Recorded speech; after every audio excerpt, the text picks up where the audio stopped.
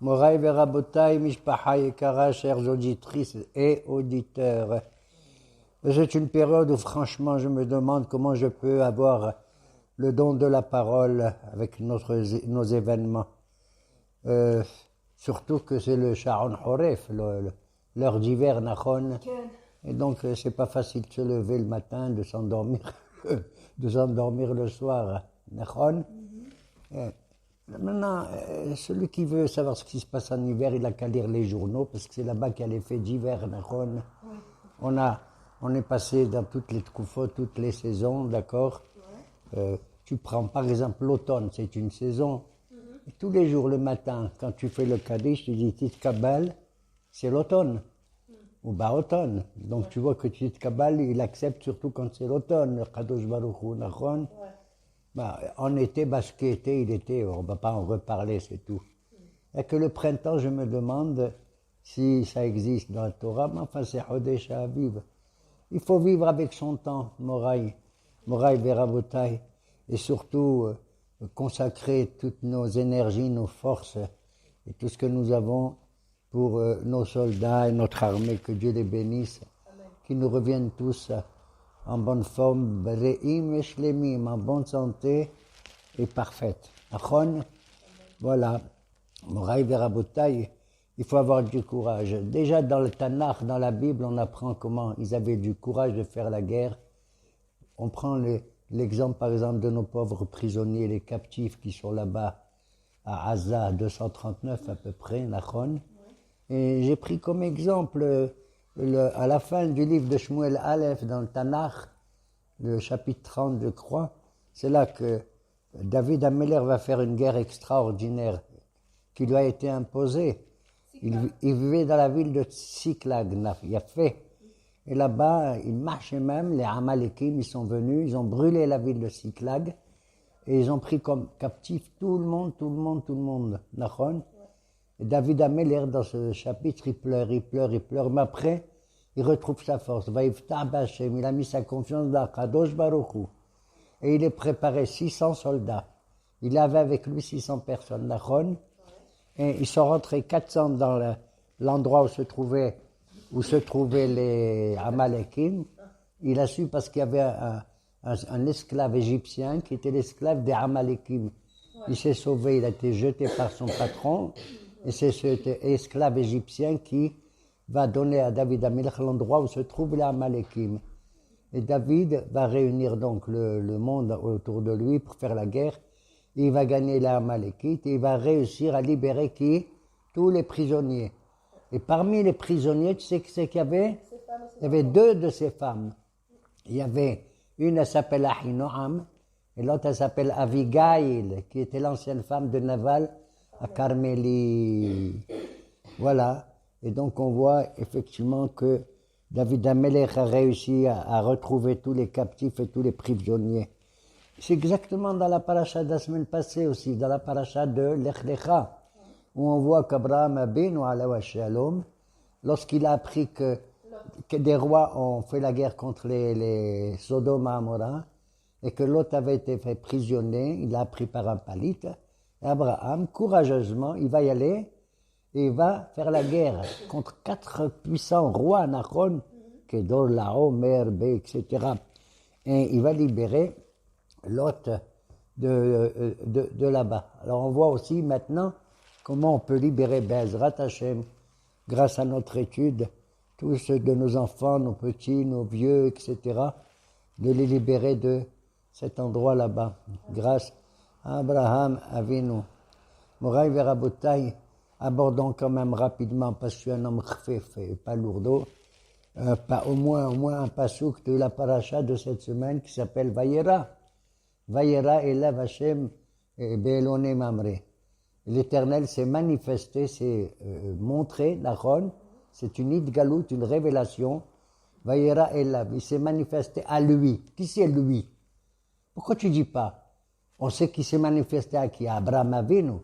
D'autant que juste les psukim, juste avant, au moins une dizaine de fois, Dieu il parle, là-bas il écrit Vayomer Hashem el Abraham, sans arrêt on nomme Abraham. Et dans cette paracha maintenant de Vayera Elav, il se manifeste à lui.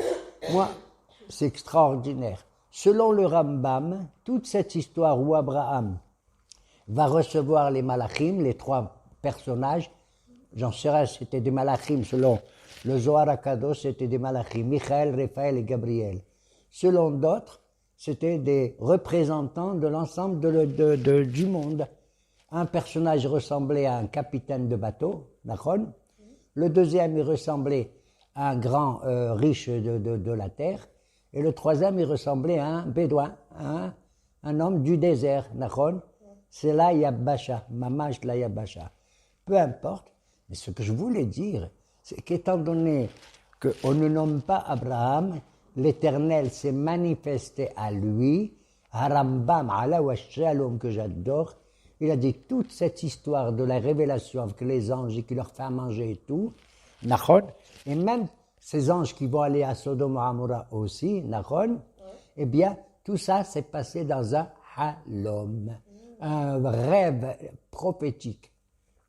Quand il a dit ça, oui, quand il a dit ça, le Rambam, il est arrivé le Ramban Nachmanide, qui est un kabbaliste, un grand kabbaliste, et il a attaqué Rambam, il dit, qu'est-ce que c'est que ça? Tu racontes que c'est dans un rêve et tout, ça s'est passé réellement, t'as compris? Ouais. Abraham, il a vu tout ce qu'il a fait, il a bougé, ça, dans la réalité, dans l'activité de ce monde, ça s'est passé. Je vais vous dire, moi, que ce soit l'un ou l'autre, ça m'est égal. Pourquoi ça m'est égal? Que ce soit comme Rambam, en vérité, que ça s'est passé réellement, d'accord? Ou comme Rambam, c'est dans un rêve prophétique. Pour moi, ce qui compte, c'est le résultat. C'est la leçon qu'on en tire. Vous avez compris? Peu importe. Dans tout le Tanakh, il y a plein de halomot des prophètes. Alors, parce que c'est des halomot, je ne vais pas y croire, j'y crois. Pour un homme comme Abraham, il n'y a pas de différence entre le halom et la metsiout, entre le rêve et la réalité. Vous comprenez? C'est l'essentiel. Le rêve, comme disent nos maîtres, celui qui fait un halom, c'est Eham Mishishim chez la Nevoa. C'est 1/60e d'une prophétie. D'accord? Quand Dieu il nous parle la nuit, il y a un message. Peut-être qu'on ne le comprend pas, mais il y a quand même, en dehors du fait qu'on est endormi, que tous les membres du corps humain sont endormis, voilà que, brusquement, il y a une espèce, c'est la Neshama qui recueille tout ça. Oui ou non? Puisqu'elle monte au ciel. Vayera elev Adonai be'elone mamre. Pourquoi on nous dit que la manifestation, la révélation, elle était dans Elone Mamre? Mamre était un des trois copains d'Abraham. Il avait Aner, Eshkol et Mamre. Pourquoi? Parce qu'Hachem, il avait demandé juste avant à Abraham de faire une opération incroyable. Je dis c'est une opération, la vérité. Les chirurgiens qui m'excusent, c'est vraiment une opération. C'est de faire la Brit Mila. Tu sais quel âge il avait? Il avait 99 ans. Il avait 99 ans quand Hachem lui dit tu vas faire la Brit Mila. Non pas pour couper malheureusement ce droit de s'accoupler, Nachon, et avoir des enfants, mais de diminuer ce qu'on appelle la ta'ava, le désir sexuel qui n'est pas contrôlé, qui est incontrôlable. Vous comprenez? Voilà pourquoi il a dit de faire la Brit Mila. Et qui c'est qui lui a donné le conseil? Il dit, ne t'inquiète pas, Abraham, c'est Mamré. Un homme merveilleux. Va savoir, peut-être c'est un grand médecin, hein, ce Mamré. Il a dit, tu peux la faire, c'est une bonne idée extraordinaire. 99 ans, il avait comme ça. Et la Brit Mila, d'ailleurs, je vais vous donner un petit remède, que grâce à la Brit Mila, on entre dans un monde tout à fait merveilleux, où on ne se sépare pas de la humriyut, du matérialisme, mais on s'associe avec la rouhaniyut, avec le ciel. La preuve, je la donne, c'est que le mot Mila, comment on écrit? Mem, Yud, Lamed, He. Rachetevot, les initiales, ça veut dire Mi, Ya'ale, Lanu, Hashamaima. T'as compris? Qui va nous faire monter jusqu'au ciel? Mila. Et qui c'est qui va nous monter jusqu'au ciel?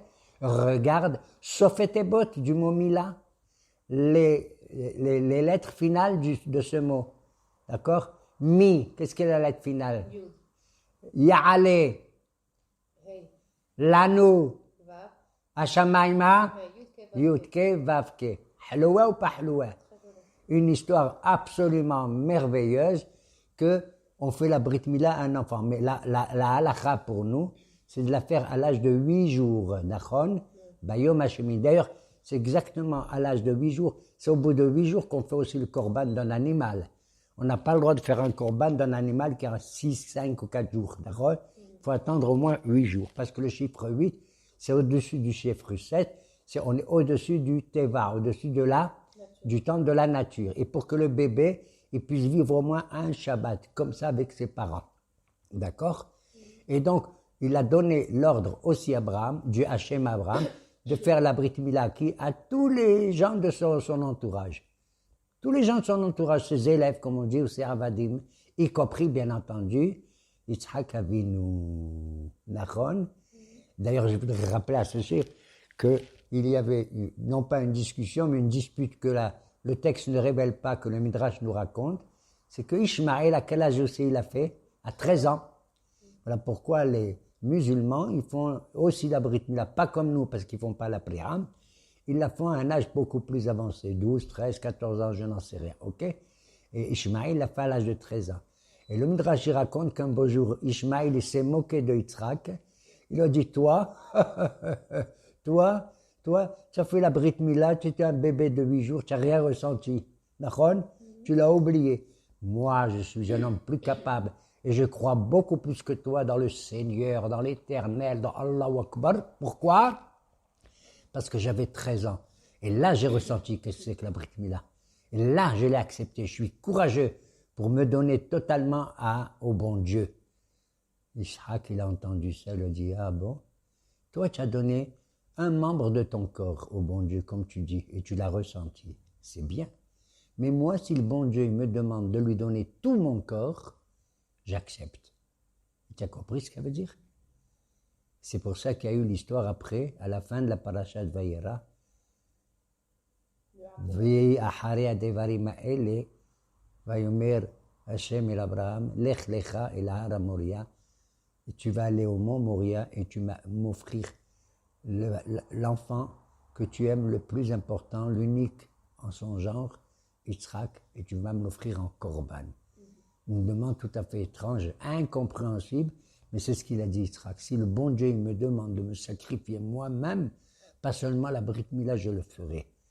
C'est une réponse extraordinaire, bien sûr, même si elle nous laisse comme ça, un peu indécis dans la compréhension d'une telle demande d'un homme dont on dira qu'il représente la Midat ad-Din. Si toi, le bon Dieu, tu m'as donné la vie, je suis prêt à te la rendre. C'est incroyable d'accepter comme ça. Je ne sais pas, moi, si j'ose dire une telle chose dans un respect, dans une éloge funèbre. D'accord? Alors, revenons au premier verset. Et l'Éternel Vayera Elo, et lave. C'est pour ça que Rambam il dit c'est un rêve, parce qu'il n'y a pas le nom d'Abraham, Bechlel. Il s'adresse à qui? À lui.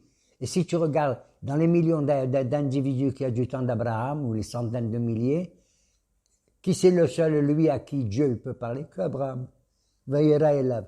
Aucun doute. Elav, à lui, ça peut être que Abraham, après tout ce qu'il a souffert, et après tous les nisyonotes qu'il va vivre en ayant quitté Haran Nachon, son pays, la maison de son père, son lieu natal, etc., etc. Ok? Be'elone mamre, vehu yoshev petah haoel. Un homme qui vient faire la Brit Mila, c'était le 3e jour après la Brit Mila.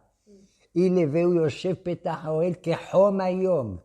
Il est à la porte de sa tente, à l'une porte de sa tente, alors qu'il faisait très très chaud. À tel point que nos hachamim me disent, Otsi hamam in nartika. Ce jour-là, bon Dieu, il a fait en sorte qu'il y ait une chaleur terrible, un shravi, comme on dit, pour qu'Abraham, il reste tranquille dans sa tente, à l'ombre. Eh bien, qu'est-ce qu'il fait, Abraham? Vehu Yoshev. On dit que dans sa tente, il avait 4 ouvertures, 4 entrées. Pourquoi? Au nord, au sud, à l'est, à l'ouest, au cas où il y a des types, des pauvres, des gens qui se baladent, ils n'ont pas où manger ou se reposer. D'accord? Des orhim, des invités. Il est là-bas, à son âge, à la 3e journée après la Brit, pour voir s'il n'y a pas des pauvres mecs qui se baladent et qui ont besoin de manger et de se reposer. D'accord? À tel point qu'on dit, grâce à ce mérite-là, quel est le moment dans la vie de l'individu qui est le plus chaud au monde, au monde, au monde, au monde? Vayhi Ayom Bo'er Katanu. C'est ce que le prophète Malachi il a dit. Il arrivera un jour qui sera chaud, terrible comme un four. Et Abraham, on dit de lui, quand il est mort, enfin, il est mort, et sa neshama n'est pas morte, il était à la porte du Gehennem, de l'enfer, tu entends? Et à chaque fois qu'il voit un homme qui arrive, qui est juif, il lui dit, dis-moi, t'as fait des avérotes et tout? Ah, j'ai fait des fois ça, fois ça. Il lui a dit, dis-moi, est-ce que tu as fait la Brit Mila? Le type dit, bien sûr, Abraham, j'ai fait la Brit Mila, bien sûr. Et il a dit, tout juif qui a fait la Brit Mila, même s'il n'est pas très, très, très religieux, je ne le laisse pas entrer dans le Gehenam. Vous avez compris? C'est ça qui est Homayum. Il a supporté une chaleur terrible et il ne veut pas nous faire supporter. Regarde comment Abraham Avinu, il est notre avocat dans le Olam Haba. Incroyable, il est Midat HaChesed, la valeur, la qualité de l'amour gratuit que je vais un petit peu, qu'il me pardonne, lui reprocher. Pourquoi? D'ailleurs, il va recevoir les 3 personnages. On dit c'était 3 anges. Un, c'est Michaël. Pourquoi Michaël il vient le voir? C'est pour lui annoncer que Sarah elle va avoir un fils. Elle était la pauvre stérile. On appelle Sarah une naïlonite. Impossible à elle d'avoir un bébé. Je suis complètement usé. Je ne peux pas avoir ce qu'il faut pour devenir enceinte. Et Michaël il vient dire, où elle est ta femme? Elle est dans l'hôtel, elle est dans la tente, là-bas, dans le Ohel. Dis-lui qu'elle va avoir un bis, elle s'est mise à rigoler comme une folle. Elle n'a pas cru. Elle a cru, elle n'a pas cru. Le bon Dieu, il a même ri. Et Abraham aussi, il avait ri. Voilà pourquoi ils vont donner à leur enfant qui va naître le nom de Yitzhak. Il rira. On ne peut pas rire maintenant, mais on rira demain, si Dieu veut, quand ils reviendront tous, Shlemim ou Bri'im, Be'ezrat Hashem. C'est Yitzhak. Et Yitzhak, c'est le Midat Adin, comme ça. Un an, c'est le Michaël. Le deuxième, il s'appelle comment? Raphaël, comme son nom l'indique. Il est venu guérir Abraham de sa Brit Mila, parce qu'il avait mal. Ok. Et le troisième, Gabriel, Gibora. Il est venu pour attaquer la ville de Sodome et Gomorrhe. Voilà. Et Abraham, il les sert. Il court comme un fou. Il dit à sa femme, Maharif, vite. Tu vas faire des gâteaux, prépare des millefeuilles, comme le rabbin Gadjilen, d'accord, que le monde le sache. Ne me fais pas des boulous, j'en ai ras-le-bol des boulous, et des nez qui touchent, d'accord.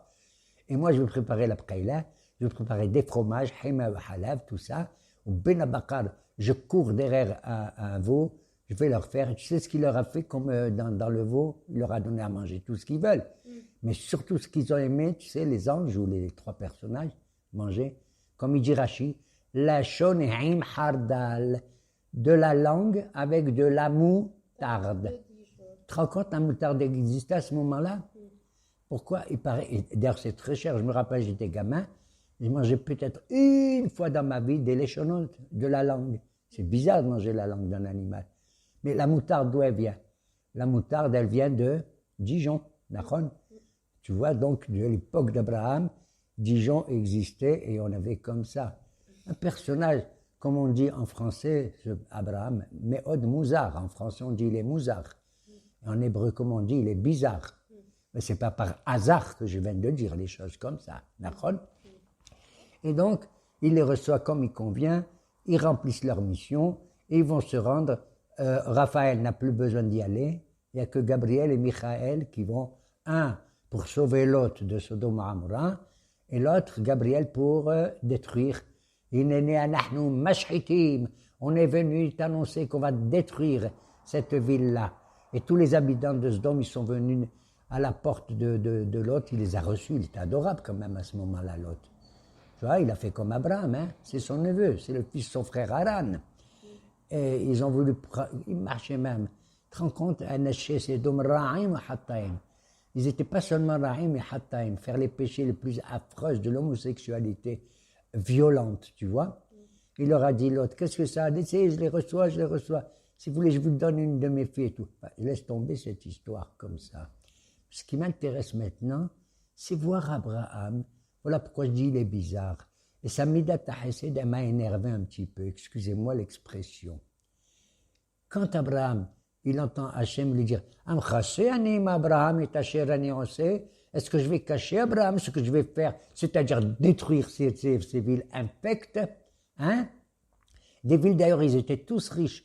Et pourquoi? Parce qu'ils refusaient à tout le monde de faire la tzedaka aux pauvres, de s'occuper des gens malheureux, d'accord? C'était une humanité, entre guillemets, qui se croyait riche, et pour eux, c'était terminé, à tel point qu'ils ne voulaient même pas avoir des enfants, et que, bon, voilà. Et à ce moment-là, comment Kadosh Baruch Hu dit, je ne vais pas cacher, je vais annoncer à Abraham, je vais détruire tout le monde. Devine ce que dit Abraham, et tout le monde le sait, une longue discussion, il n'a pas honte, tu vois, Abraham, de parler au bon Dieu. C'est incroyable. Quel langage il a. Et Abraham dit, mon Dieu, est-ce que tu vas détruire les tzadikim qui à la base d'hommes avec les Rechaim? C'est pas possible. Halil Allah. Je m'excuse. Halil, comment tu traduis Halil Allah? Hein? C'est pas beau de ta part. Hein? Halil. Bon Dieu l'a dit, si à 50 je détruis pas Abraham. Alors peut-être qu'il manque 5, il reste 45. Abraham, si à 45 je détruis pas, ça va. Oui, mais si à 40, regarde comment il est lourd Abraham, tu entends? Comment il défend des salopards, Nahon? C'est ça qui est étonnant. Et 40, ici à 40, ça dit, Abraham, je te dis arrête, excuse-moi. Je te dis, mon Dieu, je te dis, toi qui es le juge du monde entier, tu fais pas la justice. Il parle comme ça au bon Dieu, tu entends? Lui qui est Midat HaChesed. De là, j'apprends que moi aussi, Bar Minan, j'ai le droit de parler parfois, quand je souffre pour mes frères, je parlais au bon Dieu aussi. Mon Dieu, tu vas laisser des enfants prisonniers, des malheureux, des femmes, des vieux. Justement, c'est pas du chesed, les rachem al-akhzarim. C'est pas du chesed. Ben voilà, c'est pour ça que la Torah nous raconte tout ça. Que des fois, dans le chesed, tu as raison. On ne fait pas du chesed avec n'importe qui, avec des nazis. Voilà. Alors, tu vois comment Abraham, il prend la défense de ces gens, c'est incroyable. Et s'il y a 30, arrête Abraham, s'il y a 30, je ne fais pas. Et s'il y a 20, c'est avec 20. S'il y a 10, je fais. Il s'est arrêté à 10, tu sais pourquoi? Parce que le minyan, tu comprends? S'il y a moins de 10, ça veut dire que ces gens ni ils prient, ni ils sont ensemble. En vérité, chacun, il regarde que sa vie à lui-même, son fric et ses désirs uniquement. Et Abraham, réellement, il ne savait pas que les gens, ils étaient là-bas méchants, tous? Et il ne sait pas tout. Il ne sait peut-être pas tout. Il s'est dit peut-être qu'il y a des gens qui sont des tzadikim nistarim, etc. D'où il connaît toute la population, Abraham. Il peut connaître toute la population. Abraham Shavlim, comme il a dit, bon, j'ai pu faire tout ce que j'ai pu véritablement faire. Et cette Midat HaChesed, elle est terrible parce que quand il a eu, Sarah elle était stérile, elle ne pouvait pas avoir d'enfant. Elle lui a donné Hagar, oui ou non? De Hagar, hein, elle a eu un bébé qui s'appelle Ishmaël, et Hagar s'est moquée de Sarah. Moi, la servante, j'ai tout ça, tout ça. D'accord? Alors à ce moment-là, elle lui dit, sache cette femme, et celui-là. Et quand Abraham, il dit, tu sais mon fils Abraham, je vais conclure peut-être comme ça. Je t'ai promis, Abraham, dans Brit Ben Abitarim, que les Aracha étaient neta Aretz Azot. C'est à ta descendance que je vais donner la terre promise, la terre sacrée d'Israël. Nachon? Abraham, il dit, et Ishmaël? Toujours, il veut protéger Ishmaël. Vous n'avez pas remarqué? J'en ai marre. Il a dit comme ça au bon Dieu, Lou Ishmaël, Yahye, Lefanecha. Oh, fasse en sorte qu'Ishmaël, il vive devant toi. Abraham, Hachem lui dit, bon, ça va. Ishmaël, je ne vais pas le toucher parce qu'il arrivera un temps où il va croire dans le monothéisme, dans l'unité de Dieu. D'accord, rien que pour ça, je vais faire qu'il vive, il va se marier, il va avoir des enfants, d'ailleurs, tu sais combien? Il en aura 12, comme les 12 tribus d'Israël, pour ainsi dire. C'est à la fin de la paracha de, je crois, de Lech Lecha ou de... Bon, d'accord? Les Avdil. Alors, à ce moment-là, Kadosh Baruch Hu, il lui dit, ça suffit, c'est pour Yitzhak. Si tu refuses de prendre la terre d'Israël, pourquoi il a refusé de prendre la terre d'Israël? Tu es au courant pourquoi? Pas toute la terre, mais même une partie, on n'a pas le droit de la donner. Tu sais quand? Dans cette paracha, Abraham, il a eu des problèmes avec Pharaon, Nachon et Sarah. Il va aller chez Avimelech, le roi des Philistins, des Palestiniens, Nachon. Il va se rendre là-bas, parce qu'il y avait peut-être un peu la famine.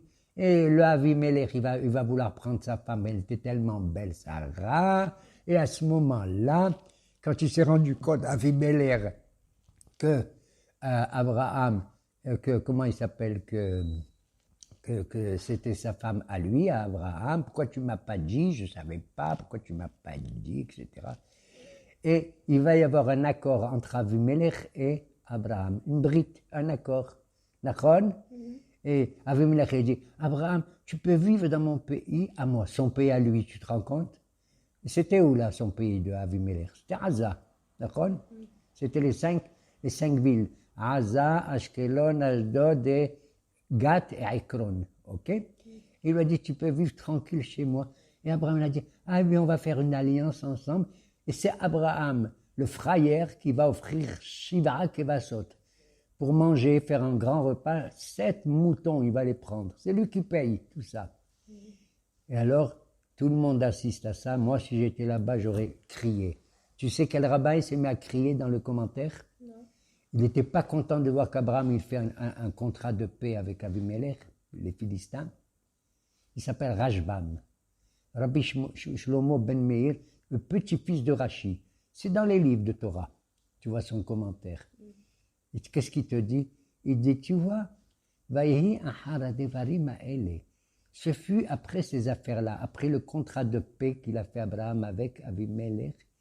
C'est là que le bon Dieu lui a dit, si c'est comme ça, et que tu refuses de prendre même un morceau de la terre d'Israël, alors que je t'ai promis les Aracha à ta descendance, tu vas prendre ton fils et tu vas me l'offrir, tu vas le tuer. Tu entends? La dernière épreuve, le Nisayona Asiri, il a eu 10 épreuves, c'est la Hakeda de Yitzhak Avinu. Et Abraham, qu'est-ce qu'il fait? Il accepte. Le lendemain matin, très tôt, c'était le Sharon Horev de son temps aussi, très tôt, ou le Sharon Kaïtz. Et il prend avec lui 2 de ses serviteurs, selon certains c'est Eliezer et Ishmaël, et il prend son fils, il lui raconte rien du tout, il prend le bois, il prend tout ce qu'il faut pour un korban, et c'est là qu'on voit qu'ils vont voyager ils vont mettre 3 jours pour aller de Beersheba jusqu'à Yerushalayim, là où il y a le Harabayit. Et au milieu du chemin, il ouvre la bouche, c'est le seul dialogue qu'on a entre Abraham et Yitzhak. Tu sais quel est ce dialogue? Vayomer Yitzhak et Avraham Aviv. Isaac il dit à son père Abraham. Qu'est-ce qu'il lui dit? Avi, papa. Il a déjà 37 ans à ce moment-là, Yitzhak. Vayomer Elav Abraham, béni, mon fils. Voilà le dialogue. Qu'est-ce que je m'en fous? Bien sûr, je sais que le fils il parle au père et le père il parle au fils. Qu'est-ce qu'il a besoin de me raconter que le fils il dit à son père papa et que le père il dit à son fils mon fils? Et ça, je trouve merveilleux. Pourquoi je trouve merveilleux? Ça veut dire que Yitzhak il dit papa, moi je suis Midatadin, je vais accepter. Je sais au fond de moi-même que c'est pour me sacrifier. Mais j'accepte aussi ta Mida, toi qui es le Hesed. Je suis le Din. Toi, tu es le Hesed, mais on va marcher ensemble. Et Abraham il dit à son fils, tu es mon fils. Moi, je suis Hesed, mais j'accepte aussi en partie ta Midatadin à toi. Et Akadosh Baruch Hu, il dit, wow. Au moment où Abraham il lève le couteau pour tuer son fils, faire leur korban et tout, d'accord? Un ange il a dit, arrête, Abraham, quoi? Ne touche pas ton fils, tu fais rien du tout. Absolument. Et le bon Dieu, il a dit, Ata, Yere Elohim Ata. Maintenant, je vois que tu es Yare, tu as peur. Ça veut dire Yare, c'est pas la peur, c'est Yirat Shamaim. Tu as la Midatadin, tu as compris? Et il ajoute là-bas le pasuk, Aeqeb, Asher Shama'ata Bekoli. Étant donné que tu as écouté ma voix, comment on dit étant donné en hébreu? Un autre mot, qui Shama'ata Koli, d'accord? Qui Asher Shama'ata et Koli. Pourquoi ils emploient le mot Aeqeb à la suite? Yafé. Maintenant, toi, Abraham et Isaac, vous avez réuni Hesed et Din, Aïkeb, il viendra de vous deux un Aïkeb, qui c'est Yaakov. Et pourquoi Yaakov il s'appelle Aïkeb? Parce que quand il était dans le ventre de sa maman, Rivka, il y avait des jumeaux, Esav et lui. Et quand Esav il est sorti, Yaakov il a touché le talon, le Aïkeb de Esav. Derrière, il y a toute une paracha qui s'appelle Vaya Aïkeb Tishmeon, tout ça. Alors on voit finalement, comme il a raison, le Rashbam, le petit-fils de Rachid, de dire Ahara devarim ha'ele, après toutes ces choses-là qui sont passées entre Abraham et Avimelech, et même le Hezbollah et tout le reste, d'accord? Ben voilà pourquoi il a mérité, entre guillemets, que le bon Dieu dit tu refuses la terre, moi je refuse ton fils. Les Aracha, je t'avais dit, les Aracha eten et haaretz azot. Yeraton, que nous soyons forts, on n'a pas besoin, on veut conserver cette terre, qui est la terre où Hachem s'est révélé, et la capitale de cette terre, tu sais comment elle s'appelle? Comment elle s'appelle la capitale d'Eretz Israël? Et pourquoi? Parce que dans l'Aqda, le bon Dieu l'a dit à Abraham, Ata yere, tu crains Dieu, d'accord? Et quitter le roi de Jérusalem à ce moment-là, Melech, le roi de quoi? Non, Shalem, tu as dit, ma fille, c'est extraordinaire, tu es merveilleuse. Parce que certains disent que Malkitzedek, c'était Shem, le fils de Noah. Il était roi d'une ville qui s'appelle Shalem. Maintenant, tu réunis Yaré et Shalem, ça donne Yerushalayim, Yerushalayim, du nord au sud, de l'ouest à l'est. Amen, Kenehe, Ratzon. Merci Abraham, Isaac et Jacob. Au revoir.